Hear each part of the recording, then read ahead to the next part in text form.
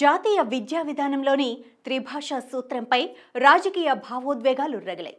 కొత్త విధానంలో భాగంగా 3 భాషలను విద్యార్థులు నేర్చుకోవాల్సిందేనని, అందులో 2 భారతీయ భాషలుండాలని కేంద్ర ప్రభుత్వం అంటుండగా, హిందీని అందరిపై రుద్దడానికే దీన్ని తెరపైకి తెచ్చిందని కొన్ని రాష్ట్రాలు ఆరోపిస్తున్నాయి.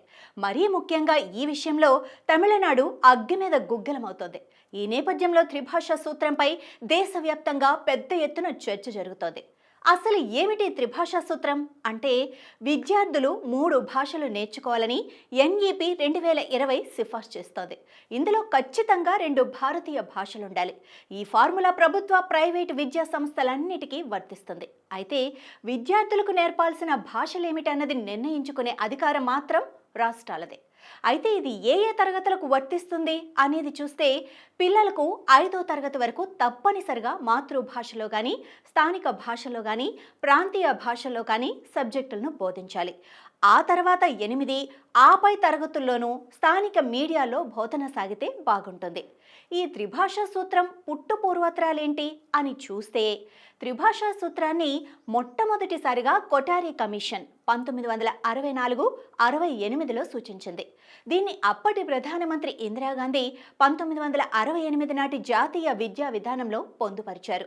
రాజీవ్ గాంధీ ప్రధానమంత్రిగా ఉన్న రోజుల్లో పునర్వ్యవస్థీకరించి ఎన్ఈపీ 1986 పేరుతో అమల్లోకి తెచ్చారు.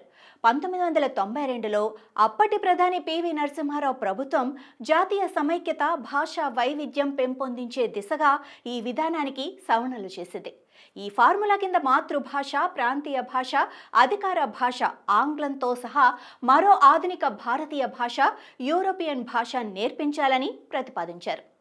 అసలు ఎన్ఈపీ 2020 ఏం చెబుతోంది అంటే, పాఠశాల స్థాయిలోనే బహుభాషా తత్వాన్ని పెంపొందించడానికి ఈ త్రిభాషా సూత్రాన్ని సత్వరం అమలు చేయాలని ఎన్ఈపీ 2020 చెబుతోంది. రాజ్యాంగ నిర్దేశాలను, ప్రజల ఆకాంక్షలను నెరవేర్చడంతో పాటు బహుభాషా తత్వాన్ని ప్రోత్సహించి జాతీయ సమైక్యతను సాధించేందుకు ఇది అవసరమని అభిప్రాయపడింది. రాష్ట్రాలపై భాషల్ని రుద్దే ప్రయత్నమా ఇది అంటే కాదనే చెప్పాలి.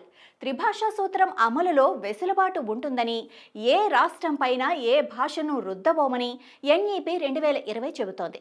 రాష్ట్రాలు, ప్రాంతాలు, ముఖ్యంగా విద్యార్థులు ఎంచుకునే 3 భాషల్ని ఈ విధానం కింద నేర్పుతారు. అయితే 3 భాషల్లో 2 భారతీయ భాషలే ఉండాలి. మరి విదేశీ భాషల సంగతి ఏంటి? ఆ విషయం కూడా చూద్దాం.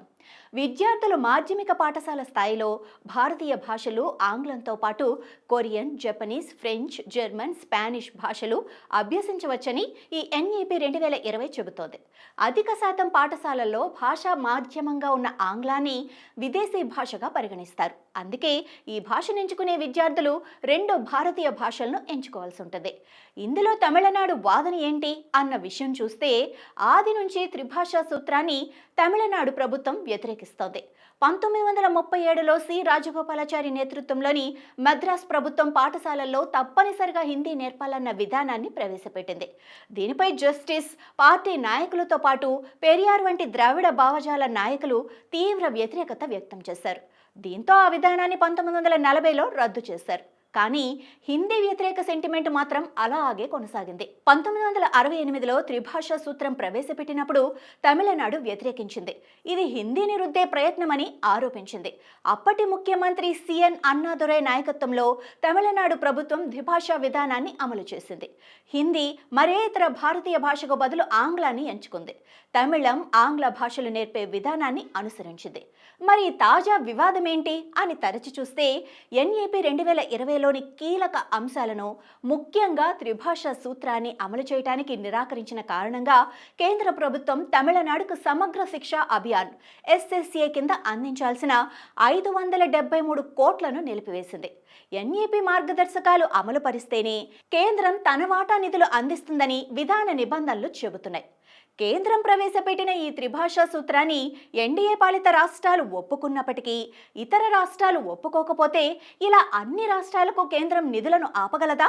అలా ఆపితే కేంద్రం మీద వ్యతిరేకత ఏర్పడదా? ఈ వివాదం ఎటు దారి తీస్తుంది? కేంద్రం మరియు రాష్ట్రాలు ఏ విధంగా స్పందిస్తాయి అనేది చూడాలి. ఈ వీడియోపై మీ స్పందన కూడా కామెంట్ రూపంలో తెలియజేయండి.